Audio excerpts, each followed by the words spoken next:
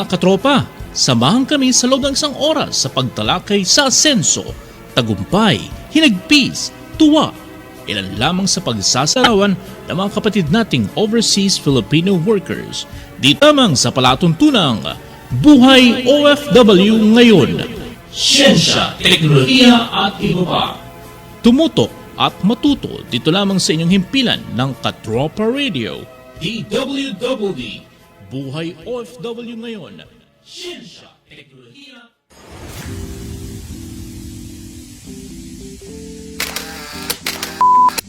Isang maagham na araw sa ating lahat. Inaanyayahan ko ang bawat isa na makilahok at manood sa pinakamalaking SMT event ngayong taon, ang 2020 National Science and Technology Week o NSTW mula ika-23 ng Nobyembre hanggang ika-29. Dahil sa pandemya, pansamantalang hindi muna natin mararanasan ang nakasanayang pagdiriwang ng NSTW. Ngunit hindi naging hadlang o limitasyon ang COVID-19 upang idaos natin ang NSTW at dahil sa teknolohiya ay patuloy natin maipaalam at maibahagi sa publiko ang maraming inobasyon, makabagong teknolohiya at mga programa tungkol sa siyensya at teknolohiya na napapakinabangan ng ating mga mamamayan. Sa temang agham at teknolohiya, sandigan ng kalusugan, kaayusan, kabuhayan at kinabukasan, may mga webinar, career talk, film showing at iba pa na aming ipapakita na nagbibigay solusyon sa mga problema natin sa pang-araw-araw na pamumuhay. At ang mga solusyon na ito ay hatid sa inyo ng iba't ibang ahensya ng DOST. Para sa karagdagang impormasyon hinggil sa 2020 NSTW, bisitahin lamang ang www.nstw.dost.government.ph at huwag kalimutang i-follow at i-share ang mga post sa ating official Facebook page na National Science and Technology Week at gamitin ang hashtag na 2020 NSTW at hashtag Science for the People. Kita-kita po tayo.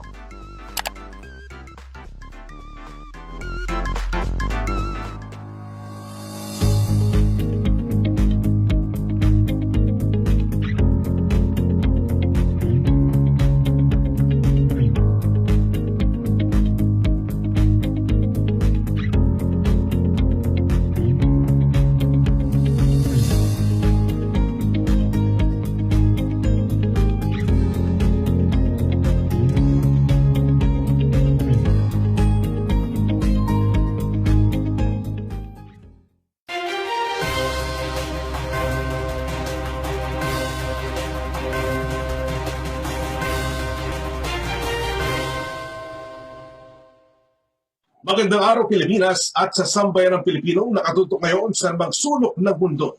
Ako po si Oren Miranda, ang inyong kapatid sa Mabuhay at ito ang DOST Report. Mga kaibigan, nasa huling buwan na po tayo ng taon, December 4, 2020. At karatapos tamang po ng National Science and Technology Week. At yan po ating pag-uusapan, maya po lamang, kasamang ilang espesyal na bisita. Pero bago po yan, makibalita muna tayo sa mga kaganapan sa mundo ng agam at teknolohiya nitong nakaraang linggo mula mismo sa nag-iisang kalino ng Department of Science and Technology, Secretary Fortunato, Boy de la Pena. Magandang araw po, Sec Boy. Magandang araw naman, Onin, at magandang araw sa ating mga taga-subaybay. Apo, ano po bang latest sa DOST ngayong linggo?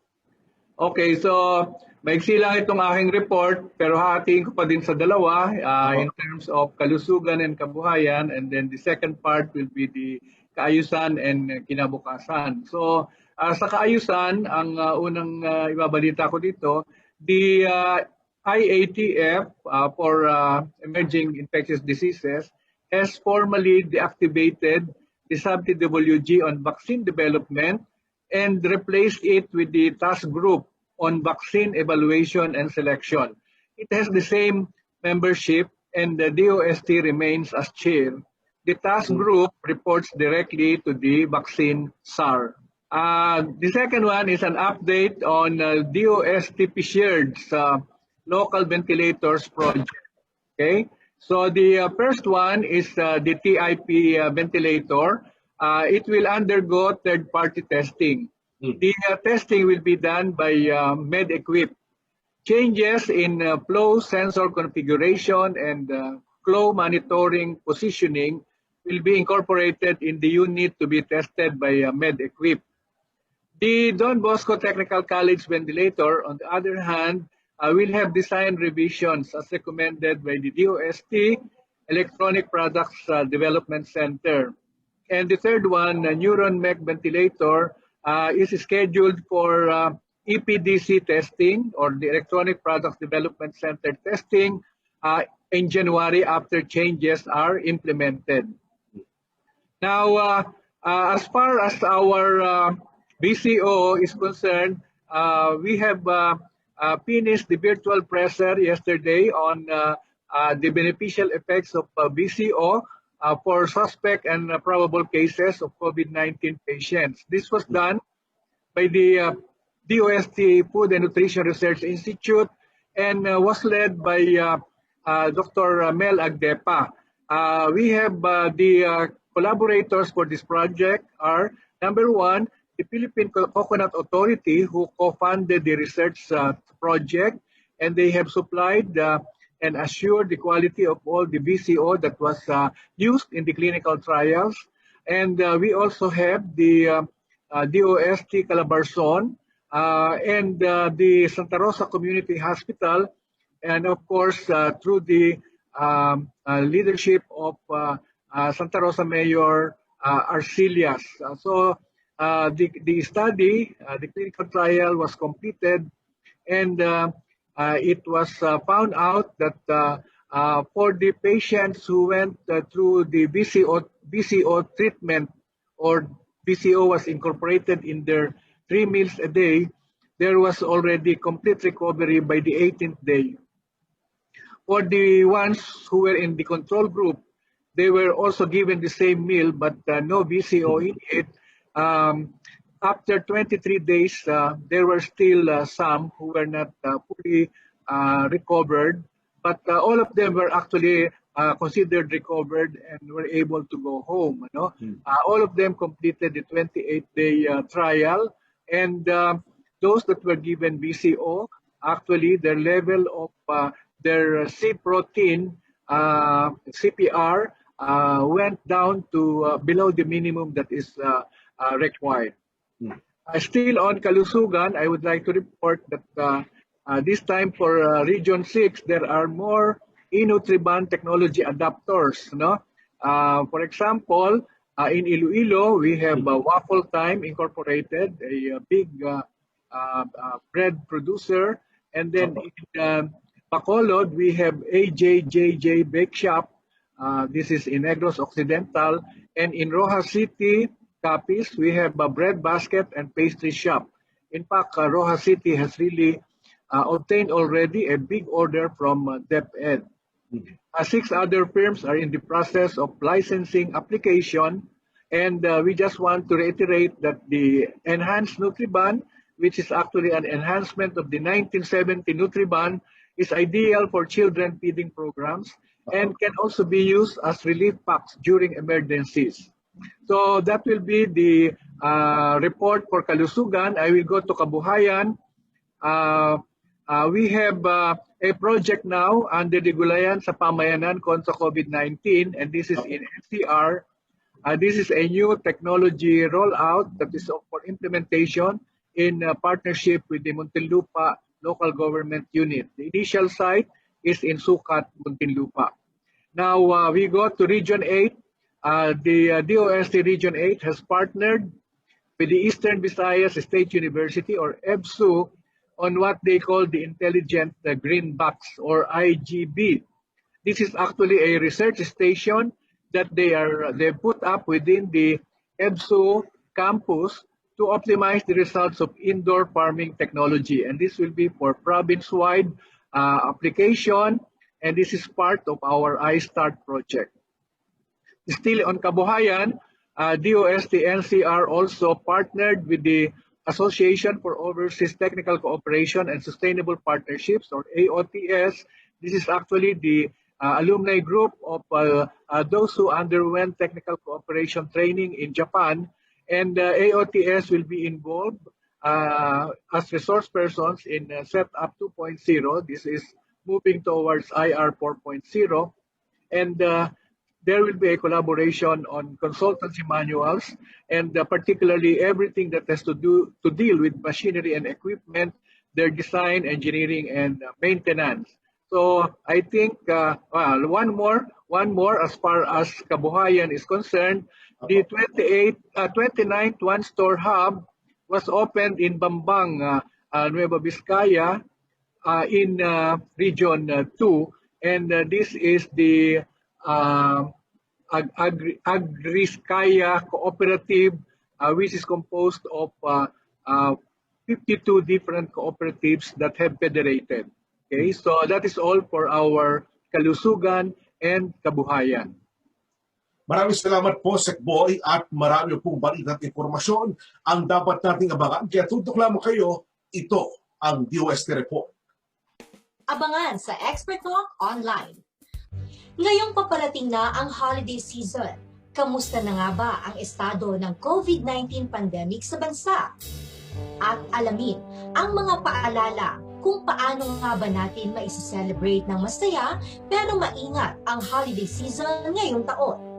Dito lang yan sa Expert Talk Online tuwing Miyerkules, alas 5 ng hapon sa DOST TV Facebook page at YouTube channel. Nagbabalik po tayo mga kaibigan at kasama pa rin natin Secretary Boy para sa ikalawang bahagi ng DOST Report. Secretary Boy, kamusta naman po mga proyekto natin tungkol sa kaayusan at kinabukasan? Well, basically, itong mga report ko ay puro kinabukasan. Una muna, ang ating keynote speaker noong ating opening ng ating 2020 National Science and Technology Week last November 23, yung opening natin, had featured Dr. Shamika Sirimane, the Director for Technology of UNCTAD, based in Geneva. This is the UN Commission on Trade and Development, and she identified the Philippines as one of the highest overperformers, second only to India in frontier technologies. But this performance is measured relative to our gross domestic product. Okay. Now, on the other hand, we during the National Science and Technology Week celebration gave awards to different outstanding cooperators or beneficiaries of our programs in the regions. For example, we can cite the Community Empowerment Through Science and Technology Award, and the National Award, okay, for Best Beneficiary was given to the Municipality of Lobo, Batangas, led by their LGU, and they were actually given assistance in 5 basic areas: health and nutrition, water and sanitation, basic education and literacy, economic enterprise, and disaster risk reduction. And the local government really invested and really devoted time and effort in organizing their community so that it came out to be a very outstanding performer. Well, I would like to mention also that during the celebration of the National Science and Technology Week, we had featured one project or program of the DOST Forest Products Research and Development Institute, and actually the R&D program that they have has something to do with bamboo, and more specifically bamboo musical instruments. This is a study of indigenous bamboo musical instruments in the Philippines from all regions of the country, and part of the studies will be first to document all of this, second to make sure that the raw materials that will be used, okay, are identified where they can be found for the best results. Another component is having the standard procedure or process for manufacturing these instruments so that they can be replicated in terms of production. And then they also have a component on regarding treatment of the material of the bamboo so that it can last and it can maintain the sound that it is supposed to have. And they also set up a bamboo medical instrument processing center within the DOST Forest Products Research and Development Institute in Los Baños.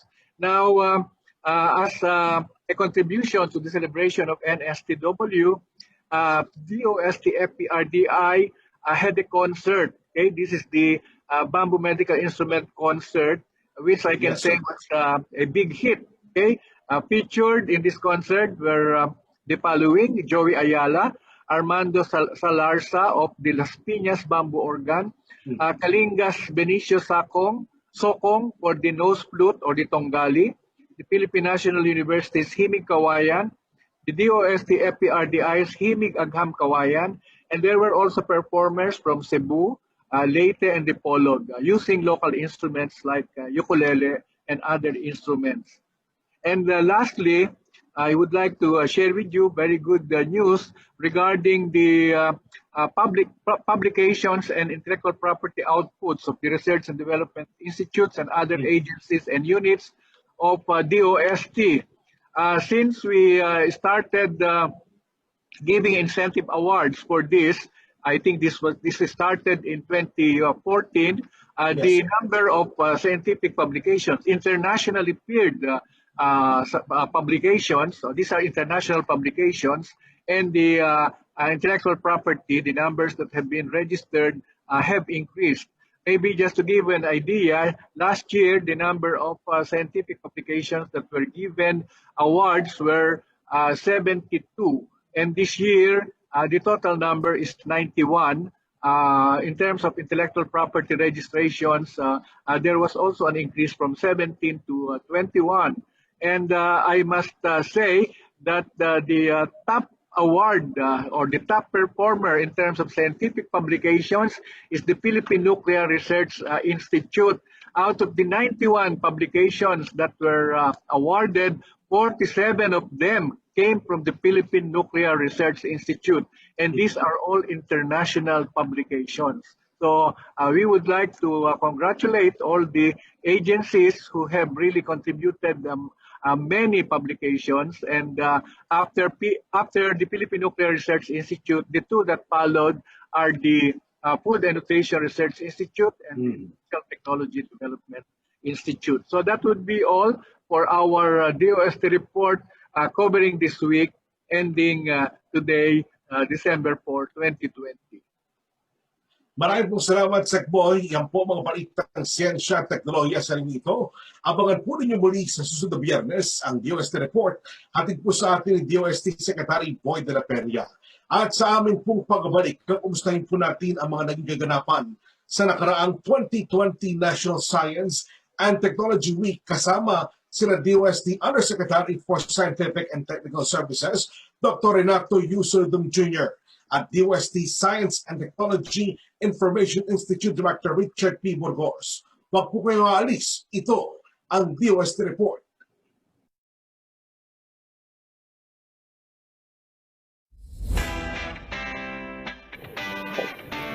I am Erina Pauline Molina, a Pusay Ilocos Region Campus alumna at DOST Scholar Graduate.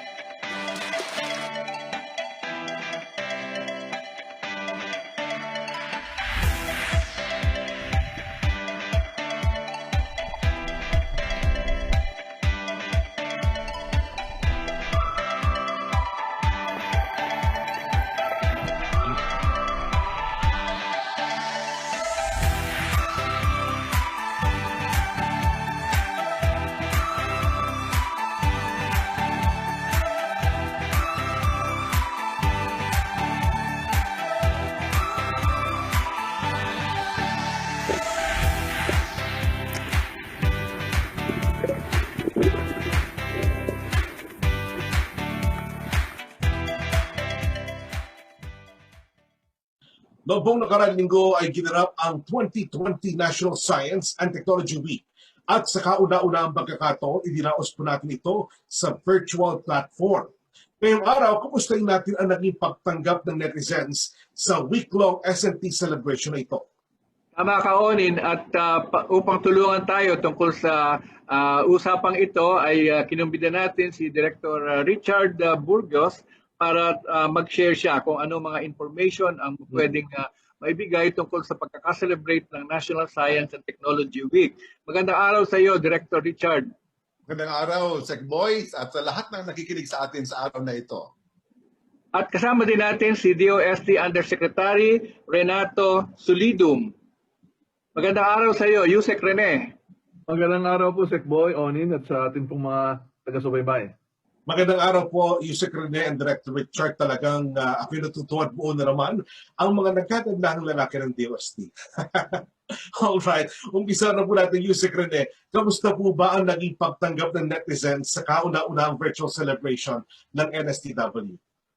Unang-una sa lahat, Onin, nagpapasalamat kami sa lahat ng mga Pilipino na sumuporta sa katatapos lamang na 2020 National Science and Technology Week or NSTW celebration. Masasabi natin na naging matagumpay ang 7 araw na pagdaraos nito base sa mga datos na nakalap at mga comments na natanggap din natin mula sa mga nakapanood o dumalo sa iba't ibang mga webinar at gayon din sa virtual exhibit. Alam mo, umabot sa halos 12,500 ang nag-register para manood ng ating mga exhibits at hindi pa kasama dyan yung marami pang nanood sa iba't ibang social platform sa mga webinar na sa preliminary statistics ay umabot ng almost 327,000. Ito'y kasama na sa activities dito sa national level at syempre mga dinaraos ng mga webinar ng mga region. Apo. Kung ako tatanungin, nakakagalak ang mga komento na ating natanggap, lalo na sa mga mag-aaral at kaguruan, na kung saan patuloy nilang ibinabahagi ang kanilang pasasalamat sa kabila ng pandemya. Dahil nahatid ng DOST ang matatawag nating NSTW experience na taon-taon nilang inaabangan. At balita ko, Yusek Rene, patok na patok din ang virtual exhibit. Balikan po natin ang ilan sa mga teknolohiyang binisita ng ating mga kababayan sa ating hashtag 2020 NSTW Virtual Exhibit.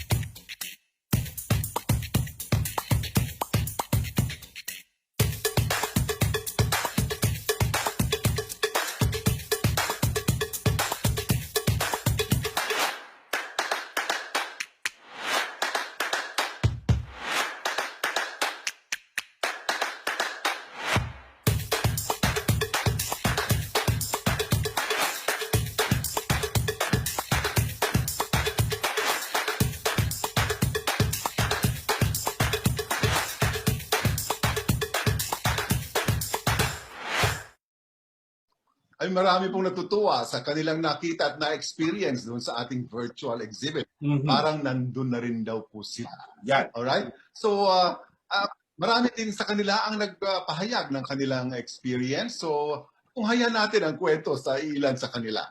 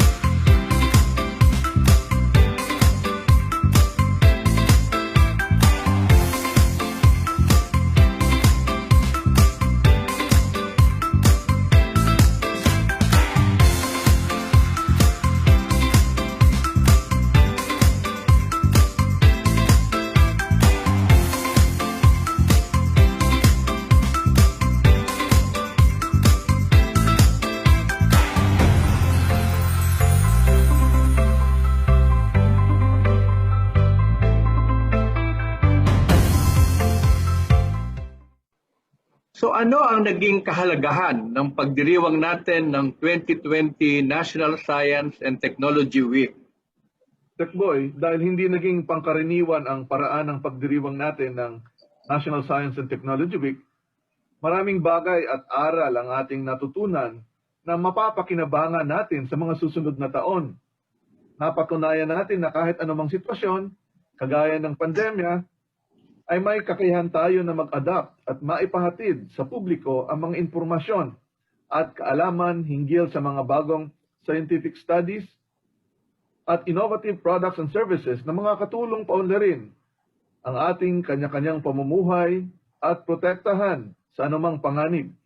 Sa tulong ng teknolohiya at ng ilang mga software applications, nagkaroon ng karagdagang option ng DOST upang maipresenta ang mga ito sa publiko. Kumbaga, yung National Science and Technology Week naging nationwide, pwede pa nga worldwide kasi pwedeng manood ang ibang mga tao sa ibang bansa. Ayun. Director Richard, paano naman po nakatulong ang social media para maraming mga Pilipino ang mabigyan ng impormasyon tungkol po sa 2020 NSTW? Dahil naging virtual ang paraan ng ating pagdiriwang ng 2020 NSTW, sumentro ang ating promo campaign sa paggamit ng iba't ibang social media platforms upang maipakilala ang mga teknolohiya at proyekto ng mga ahensya ng DOST na itinampok sa 2020 NSTW. Bukod sa matagal na nating katuwang sa industriya ng mga print publication, radio at television stations, dito rin natin napatunayan ang kakayahan ng mga umuusbong na social media influencers at content creators upang ipalaganap sa mas malawak na audience ang mga benepisyong maihatid ng siyensya at teknolohiya sa ating pang-araw-araw na pamumuhay. Saka, ako'y tuwang-tuwa nga kasi yung November 17 ay nag-post tayo na introduce natin yung ilan sa ating mga influencers at ito ay umabot ng 200,000 people reached. Diba? At inintroduce lang naman natin si Doc Adam Smith na isang content creator in health and medicine. Meron po siyang virtual health store. Si Ash Preto na isang sociology instructor ng UP Diliman, isang blogger at co-founder din siya ng Advanced Defense and Aerospace Materials Tech. Right? Si Laika Maravilla na top-notcher noong April 2013 na civil service exam. Meron po siyang higit na 800,000 followers on Facebook. So sila lang po yung ating in-introduce. Abay, 200,000 ang nakakita ng kanilang post. So ganun po katindi ang social media campaign natin. Sa ating opisyal na Facebook page, National Science and Technology Week, mula 14,000 page followers noong Oktubre ay umakyat ito sa mahigit 20,000 pagkatapos ng 2020 NSTW noong 29 ng November. Ang Facebook page na ito, bukod sa ating website, ang nagsilbing one-stop information source para sa lahat ng aktibidad na naganap sa 2020 NSTW. At ang top post po natin ay itong pagpakilala nga ng ating mga influencers at content creators na nakatuwang sa atin sa pag-promote ng NSTW. Alright, so narito po mga kaibigan ang ilan mga naging videos na ginawa ng mga partner influencers and content creators para sa 2020 NSTW. Panoorin po natin ito. Iniiwasan mo din ba ang pag-generate ng disposable face mask at ang paulit-ulit na pagbili nito?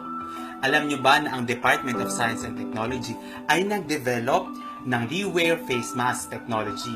Ito ay ginawa ng Philippine Textile Research Institute na kung saan ay maaari nating gamitin 50 times mula ng ating ito ay ginamit at meron siyang 4 layers of protection para na rin sa ating kaligtasan. At alam nyo din ba na sumusunod ito sa World Health Organization? At kung gusto nyo pang malaman about dito sa Rewear Face Mask, ay sundan lamang ang www.nstw.dost.gov.ph. Sa may pagkakaibigan, ang pangalan niya ay Lisa. You know, like Mona Lisa, or kaya Lisa from The Simpsons. But hindi drawing si Lisa. She's actually much more than that. Alam ko na mukhang medyo, lunch trolley siya. But she's not. She's much, much more special than that. Si Lisa ay pwede magdala ng pagkain or medicine sa pasyente. I can use Lisa to talk to my patients. Oy, inuman mo ito! Oy, kainin mo ito! And this helps lessen the need for close contact with patients. Maganda yan para maiwasan ng COVID. Ayoko magka-COVID. And she's kind of like a assistant. Oy, Lisa, padala ng kape. Oy, Lisa, pangi ng kunting. Oy, Lisa, mahal kita. Anyway, Lisa's kind of like really sexy, diba? And Lisa is one of the products that's being featured at the National Science and Technology Week. And that is actually the sponsor of today's video. So make sure you head over there and check them out to see and learn about some other really cool stuff. Marahil alam mo na ang bamboo o kawayan ay ginagamit natin sa paggawa ng mga musical instruments kagaya ng gabang at ng kubing na ito. Pero alam mo ba na pwede rin pala siya gamitin bilang face shield at sabon? Yes, pwede siyang gamitin na bahagi ng face shield dahil ito ay pwede mong i-bend, matibay, mura, at higit sa lahat, biodegradable din. Pwede rin siyang gamitin bilang sabon dahil ang bamboo ay may antimicrobial properties. These are just some of the projects that will be showcased in the National Science and Technology Week na may temang agham at teknolohiya, sandigan sa kalusugan, kabuhayan, kaayusan at kinabukasan. The entire week will run from November 23 hanggang November 29 with a lot of events, talks, forums, at marami pang ibang mga activities that you can join. If you want a complete list, you can go to their Facebook page or go to nstw.dost.gov.ph. I hope to see you there.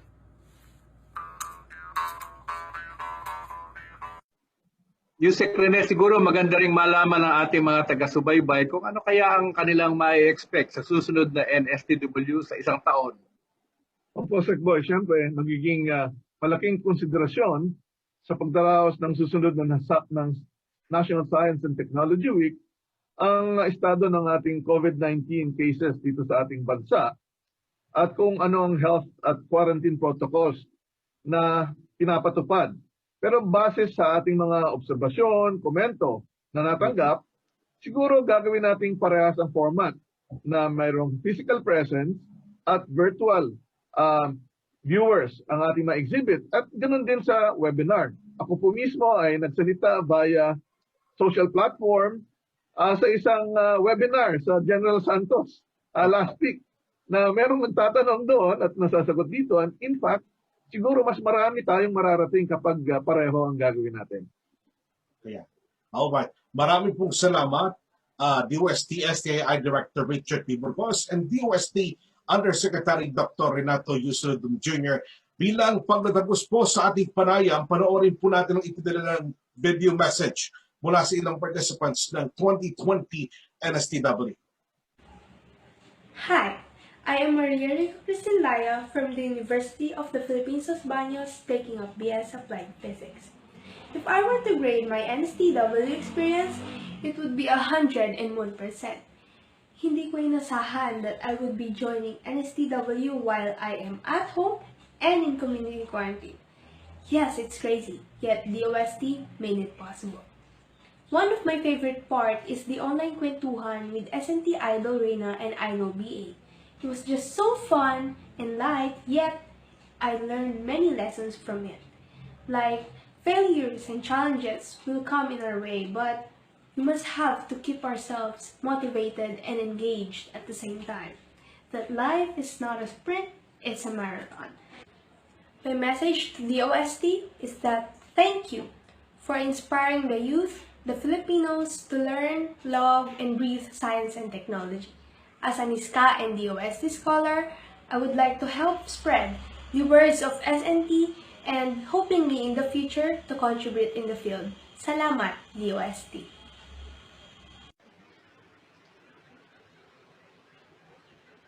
Good day.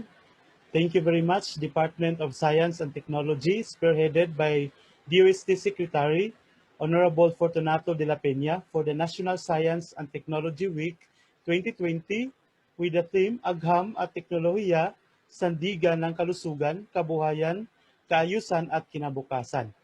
Kalusugan, innovations for health and wellness.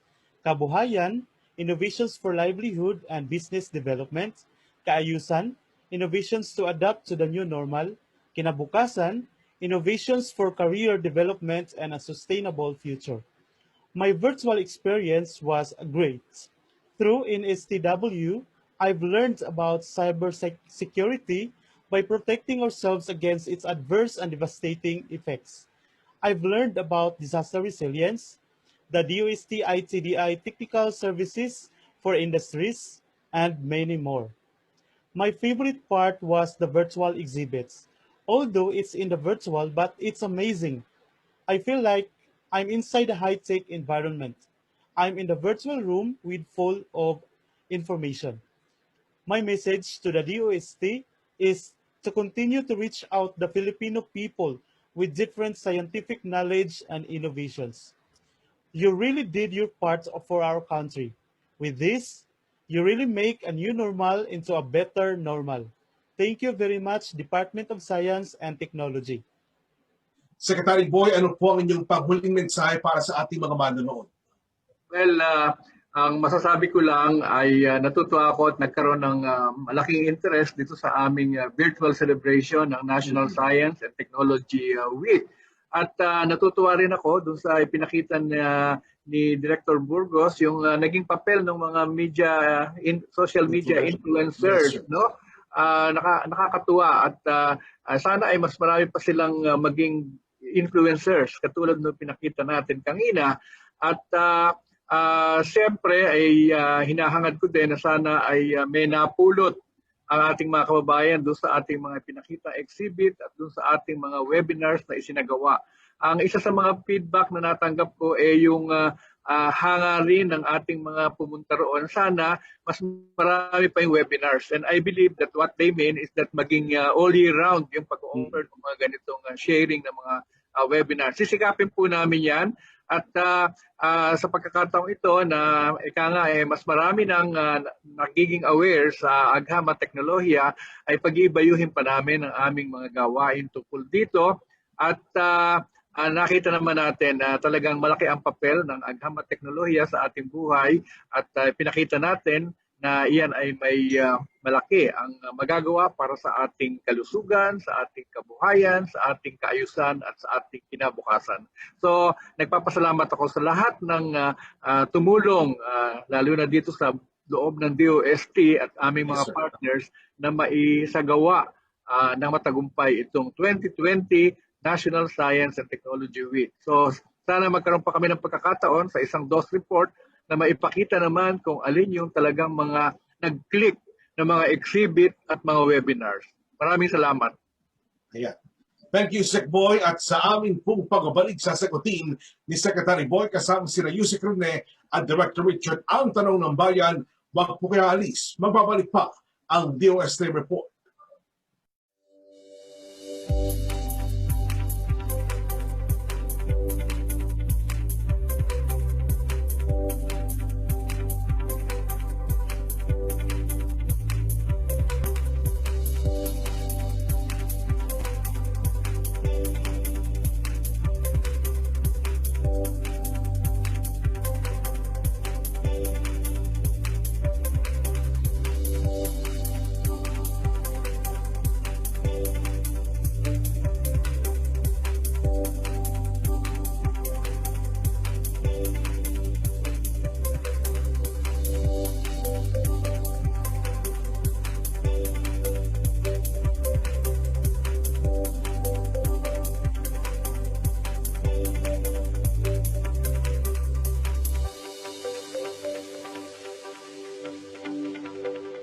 Ngayon, oras na para sa inabangan ng lahat ang hashtag Itanong Mo kay Sec Boy para sa unang katanungan. Wala po kayo Lisa Piscos ng DWBL. Saan po kayo nahirapan at alin naman ang mas madali sa inyo sa pagdaraos ng NSTW2020 through virtual celebration? Naging mas madali ang pagkakalat ng impormasyon, naging madali din ang para sa ating mga kababayan ang pumunta sa exhibition at sa webinars kasi hindi ka na mamamasahe, hindi ka na magbibiyahe ng malayo. Pero marami rin kami natanggap na na complain na may mga pagkakataon na nahihirapan sila sa connectivity. So I think that is a common problem naman during this time na dami-daming umaasa dito sa technology para mag-communicate. So siguro ay unti-unti nating magagawa ng paraan ang mga yan. Ayan. Alright. Yusek lang na, baka may darating po kayo? Well, tama na po yung sinabi ni Sec Boy. Of course, kailangan nating ma-improve pa yung connectivity. Kasi sa preparation naman, isa sa ating challenge ay maghanap ng magpo-provide ng service sa exhibit. Kasi ngayon lang tayo magkakaroon ng malakihang event na magpapakita virtually at sa ating mata sa pag-bid out ng ganitong serbisyo, kailangan na silang may previous experience na malaking mga amount ang nagawa nila sa kanilang proyekto. Wala pa. So, well, next year, mas maganda na kasi may experience na tayo. Alright. Mula po kay Lina Resurrection, SNT Editor ng Business Mirror, on the budgetary aspect, ayan na po, compared to physical celebration, was the virtual format more expensive or cheaper? Ang tanong pa niya, sir, may we know the difference in percentage, and do you think the virtual platform was as effective as the physical one? Baka mas alam ni Yusek Rene yung budget. Yung budget para dito sa virtual platform versus sa unang balak namin nung bago magkaroon ng pandemya would be 1 out of 7, 1/7 lang ang ating ginasto for this year. Pero syempre, meron din namang mawawala pagdating sa virtual lang kasi hindi mismo mahawakan ng mga tao yung mga gadget at itry nila. So kaya nga mas maganda next time ay kung pwede na ay both physical presence and virtual. Tama po yun. Alright, mula naman kay Bel Surara, host ng Radyo Aguila, ranking from 1 to 10, how would you rate the success of the event since it was done for the first time on a media platform? I think may feedback dyan. So, alam mo ba, Director Richard, yung sinubmit na feedback ni Dr. Sumagaysay, yung kanilang ginawang survey, there were around 2,500 na nag-random survey sila, and these are coming from almost one-half ay mga estudyante yung sumagot. Merong mga galing sa mga sa mga businesses, meron din naman mga government, merong ordinary citizens, at ang feedback nila doon, yung nagbigay ng excellent mark ay 66%. So kung isasama mo yung nagbigay ng very satisfactory at excellent, ay parang aabot close to 90%. Kaya natutuwa naman kami sa naging feedback. Pero may mga suggestions din doon. Katulad nung sinabi ni Yusek Rene, marami sa kanila ang nag-suggest na gawing kombinasyon na virtual at physical. Yun ang majority ng suggestions. Para sa akin, Sec Boy, 100% ang success natin kasi wala naman tayong pinlano na virtual, pero naganap natin ito. In fact, the social media take-up is so much more than we expected. Kaya para sa akin, 100% po tayo, Sec.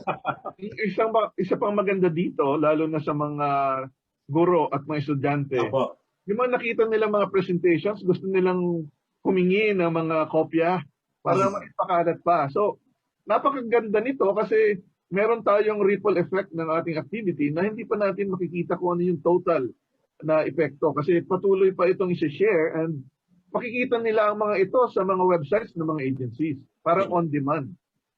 Ano pa ito on the social side, siyempre, ako may mga kaibigan, puro kami mga lolo't lola na, So, may mga nag-message sa akin na pumunta sila, yung lola ay kasama ang mga apong mga teenagers, So, it's like a family affair for them, Tama po. Viewing the exhibits and the webinars. Alright. Ulitin muna po natin mula kay Mary Tenorio, ang host po ng Siyensya na Teknopa. Ano po sa tingin ninyo ang naging impact nito virtual presentation sa students, young and old alike? Well, nabanggit ko na kanina marami sa mga estudyante ang nagsabi na sana nga mas marami pa silang makuha dahil ang dami lang natutuhan, no? Hindi lang 'yun, ang mga teachers din ay sila yung nag-feedback na sana mas marami pang ganito at malaki ang naitutulong sa kanila. So maganda ang feedback from students and both students and teachers. So katulad din ng mga iba naming ginawang activities kamukha ng National R&D Conference, ito 37 presentations were done during the National R&D Conference.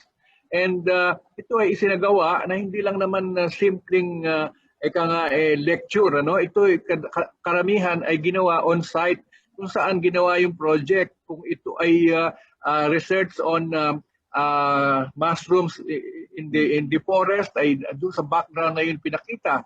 Kung ito ay ang background, ang research ay tungkol sa isang health R&D, pinakita talaga yung on-site, ano? So malaki ang naitulong sa kanila na maintindihan. At sabi ko nga siguro dapat naming translate or ipa-convert yung mga presentations na yon into something that can be used in the classrooms. Kasi kailangan din ngayon ng mga materials or modules na gagamitin sa eskwelahan. Ayan. Alright. Thank you po ng marami, Secretary Boy. Yusek Rene and Director Burgos, any final message po para sa ating mga taga-subaybay? Well, unang-una, siguro gusto ko rin bigyan ng recognition ang buong DOST system sa pangunguna ng yung Technology Application and Promotions Institute sa pangunguna ni Director Edgar Garcia na talagang namahala lalong-lalo na sa mga exhibit. Of course, sa Science and Technology Information Institute sa pangunguna ni Director Richard Burgos sa pagpapalaganap at pag-advertise ng ating mga events. And during the events, ang dami nilang nilalagay ng post. Si Director Mayat, Sumagaysay ng NLCP, coordinated webinars. Sa opening program, si Dr. Jimmy Montoya and Director Beth Puntanilla, lahat ng ahensya, directors, at mga kasamahan natin, mga empleyado. Sila po ay nagsumikap. Minsan nga, last minute, group pa, hindi sila kontento sa mga na-submit na. And I think we're very proud of what we have achieved para naman talagang maipakilala sa ating mga kababayan kung ano ang kahalagahan ng agham at teknolohiya. Okay. Maraming po salamat. The Director Burgos. Yeah, so para sa hindi nakadalo, naka-experience ng 2020 NSTW ay hindi pa huli ang lahat. Andun pa rin po siya sa ating website. Pumunta lang po kayo sa nstw2020.dost-nstw.org Exhibit Hall. Ayan po. So hanapin niyo lang po yung 2020 NSTW. It will lead you to the site. All right? Yeah. Alright, maraming salamat po, Director Burgos. And again, mga kaibigan, napakahusay at napakasipag po ng mga empleyado po at lahat ng opisyal at director po ng DOST. Talagang matuturing po natin ang tagumpay ng NSTW ay dahil po sa kanila. Secretary Boy, baka meron ka pang mga nais ipaalala sa ating mga taga-subaybay. Paalala ko lang na hanggang December 25 may broadcast pa kami. Kaya subaybayan ninyo kami. Ang DOST Report ay up to Christmas Day. Ayan. Alright. Maraming salamat, Secretary Boy, at sa ating mga naging kasama sa araw na to, DOST Undersecretary Renato Solidum at DOST STI Director Richard Burgos. Maraming salamat din po sa lahat na sumubaybay sa ating pong programa. Abangan niyo rin po ang Siyensya tuwing Lunes, alas 5 ng hapon at Expert Talk Online tuwing Miyerkules, alas 5 ng hapon kasama si Jel Miranda sa DOST TV Facebook page at YouTube channel. Mas marami pang balita mula sa mundo ng siyensya at teknolohiya ang ating pag-uusapan. Kaya tutok lamang po tuwing Biyernes alas 4 ng hapon dito sa DOST TV Facebook page. Ito ang mga balitang may kinalaman sa siyensya at teknolohiya para sa bawat Pilipino straight from the SNTO40 ng bansa. Ako po nilikod Oning Miranda at ito ang DOST Report.